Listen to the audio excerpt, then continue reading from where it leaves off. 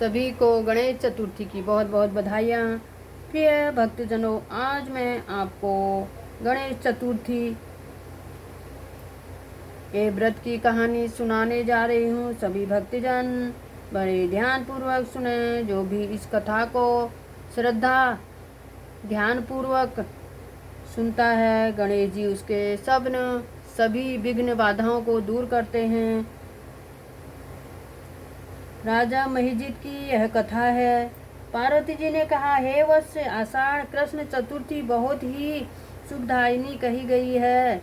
इसका विधान बतलाइए। इस मास के गणेश जी का क्या नाम है और उनकी पूजा किस प्रकार करनी चाहिए? गणेश जी ने उत्तर दिया कि हे माता, पूर्व काल में इसी प्रश्न को युधिष्ठिर ने पूछा था और उन्हें कृष्ण भगवान ने जो उत्तर दिया था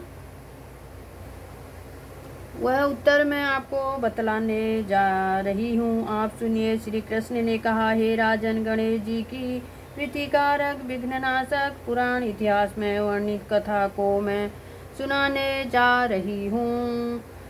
सभी लोग सुनिए। हे कुंती पुत्र, आषाढ़ कृष्ण चतुर्थी के गणेश जी का नाम लंबोदर है। उनका पूजन पूर्व वर्णित विधि से करें। हे महाराज, द्वापर युग में महिषमती नगरी का महिजित नामक राजा था। वह बड़ा ही पुण्यशील और प्रतापी राजा था।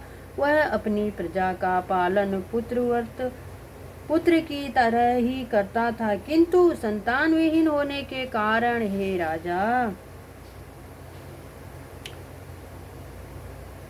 उस राजा को राजमहल का वैभव अच्छा नहीं लगता था। वेदों में निसंतान का जीवन व्यर्थ माना गया है और संतानहीन व्यक्ति अपने पितरों को जल दान देता है तो उसके पितृगण उस जल को गर्म जल के रूप में ग्रहण करते हैं।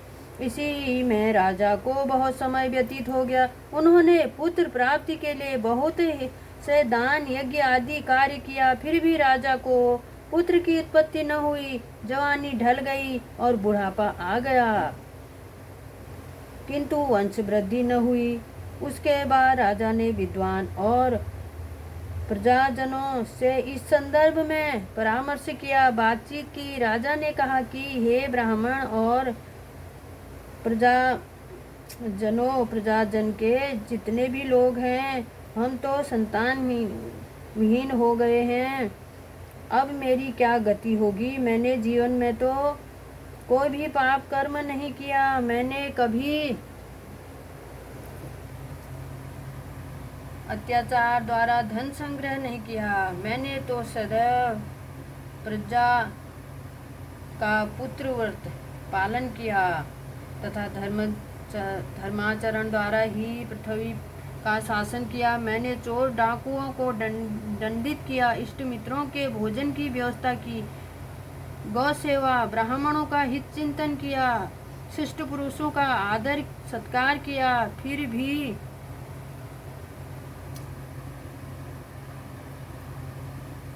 हे दीर्घतमो, मुझे अब तक पुत्र न होने का क्या कारण है?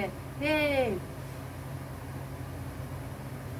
विद्वान ब्राह्मणों ने कहा, हे महाराज, हम लोग वैसा ही प्रयत्न करेंगे जिससे आपके वंश की वृद्धि हो। इस प्रकार कहकर सब लोग युक्ति सोचने लगे। सारी प्रजाएं राजा के मनोरथ की सिद्धि के लिए ब्राह्मणों के साथ वन में चली गई। वन में जाकर वे लोग द्रुत गति से इधर उधर परिभ्रमण करने लगे। उन लोगों को उसी समय एक श्रेष्ठ मुनि के दर्शन हुए। जैसे वो लोग इधर उधर भ्रमण कर रहे थे तो उन्हें एक वहां से श्रेष्ठ मुनि के दर्शन हुए। वे मुनिराज निराहार रहकर तपस्या में लीन थे। ब्रह्मा जी के समान वे आत्मजित, क्रोधजित तथा सनातन पुरुष थे। संपूर्ण वेद विशारद, दीर्घायु, अनंत एवं अनेक ब्रह्मा ज्ञान संपन्न वे महात्मा थे। उनका निर्मल नाम तथा लोमेश ऋषि था। प्रत्येक कल्पांत में उनके एक एक रोम पतित होते थे, इसलिए उनका नाम लोमेश ऋषि पड़ गया। ऐसे त्रिकालदर्शी महर्षि लोमेश के उन लोगों ने दर्शन किए। सब लोग उन तेजस्वी मुनि के पास गए। उचित प्रार्थना और प्रणाम आदि के अनंतर सभी लोग उनके समक्ष खड़े हो गए।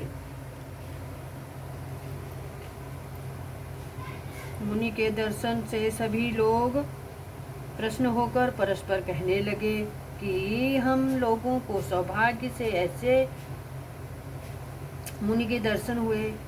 इनके उपदेश से हम सभी का मंगल होगा, ऐसा निश्चय कर उन लोगों ने मुनिराज से कहा। जनता कहने लगी, हे ब्रह्मश्री, हम लोगों के दुख का कारण सुनिए। अपने संदेह के निवारणार्थ हम लोग आपके शरणागत आए हुए हैं। हे भगवान, आप कोई उपाय बताइए। हे स्वामिनी, आप जैसा महात्मा को पाकर हम लोग किसी अन्य व्यक्ति से क्या कहें। आप ब्राह्मण एवं ऋषियों में श्रेष्ठ हैं। आपसे बढ़कर कोई दूसरा पुरुष नहीं दिख रहा है। महर्षि लोमेश ने पूछा, सज्जनों, आप लोग यहाँ किस अभिप्राय से आए हैं? मुझसे आपका क्या प्रयोजन है? स्पष्ट रूप से कहिए, मैं आपके सभी संदेहों का निवारण करूंगा। हम आपके कल्याण की भावना रखते हैं। तपस्वियों की तपस्या केवल परोपकार के लिए ही होती है। प्रजाजनों ने उत्तर दिया, हे श्रेष्ठ, हम लोग जिस महान कार्य की सिद्धि के लिए यहाँ आए हैं उसे सुनिए। हम महिष्मती नगरी के निवासी हैं। हमारे राजा का नाम महिजित है। वह राजा ब्राह्मणों का रक्षक, धर्मात्मा, दानवीर, सूरवीर और मधुरभाषी है। उस राजा ने हम लोगों का पालन पोषण किया है, परंतु ऐसे राजा को आज तक संतान की प्राप्ति नहीं हुई है। हे भगवान, माता पिता तो केवल जन्मदाता ही होते हैं, किंतु राजा ही वास्तव में पोषक एवं संवर्धक होता है। उसी राजा के निमित्त हम लोग ऐसे गहन वन में आए हैं। हे महर्षि, आप कोई ऐसी युक्ति बताइए जिससे राजा को संतान की प्राप्ति हो, क्योंकि ऐसे गुणवान राजा को कोई पुत्र न हो, यह बड़े दुर्भाग्य की बात है। हम लोग परस्पर विचार विमर्श करके इस गंभीर वन में आए हैं। उनके सौभाग्य से ही यहाँ हम लोगों ने आपका दर्शन लाभ किया। हे मुनिवर, किस व्रत, दान, पूजन आदि कर्म का अनुष्ठान कराने से राजा को पुत्र की प्राप्ति होगी? आप कृपा करके हम सभी को बताएं। प्रजाओं की बात सुनकर महर्षि ध्यान मग्न हो गए। राजा के उपकार के लिए कहने लगे। महर्षि लोमेश ने कहा, हे ब्राह्मणों, आप लोग ध्यान पूर्वक सुनो। मैं संकट नाशन व्रत को बतलाता हूँ। यह व्रत निसंतान को संतानदायक एवं निर्धनों को धन देता है। आषाढ़ कृष्ण चतुर्थी को एक दंत गजानन नामक गणेश जी की पूजा करें। पूर्वोक्त विधि से राजा व्रत करके श्रद्धायुक्त होकर ब्राह्मण को भोजन करावें और वस्त्र दान आदि करें। गणेश जी की कृपा से उन्हें अवश्य ही पुत्र की प्राप्ति होगी। महर्षि लोमेश की बात सुनकर सभी लोग करबद्ध होकर उठ खड़े हुए। नतमस्तक होकर दंडवत उन्होंने प्रणाम करके सभी लोग अपने नगर को लौट आए। वन में घटी सभी घटनाओं को प्रजाजनों ने राजा को से बताया। पूर्वजनों की बात सुनकर सम्मानकारी विमल बुद्धिधारी राजा बहुत ही प्रसन्न हुए और उन्होंने श्रद्धा भक्ति से विधिवत गणेश जी का व्रत करके ब्राह्मणों को भोजन कराया, वस्त्र आदि दान भी किया। रानी सुदक्षिणा के गर्भाधान संस्कार के अनंतर राजा के संपूर्ण नगरवासी को संतुष्ट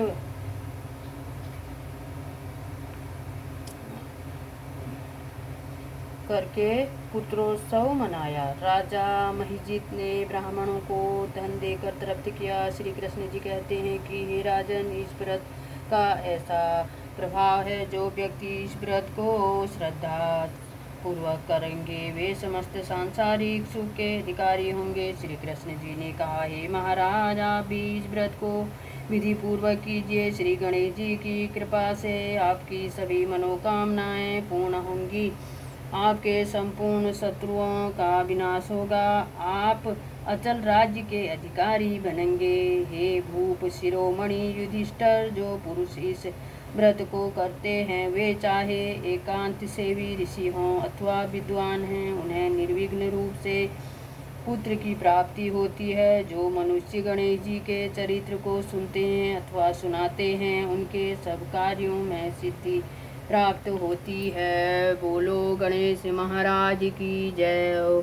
बोलो लंबोदर भगवान की जय। बोलो गणपति महाराज की जय। बोल गणपति महाराज की जय।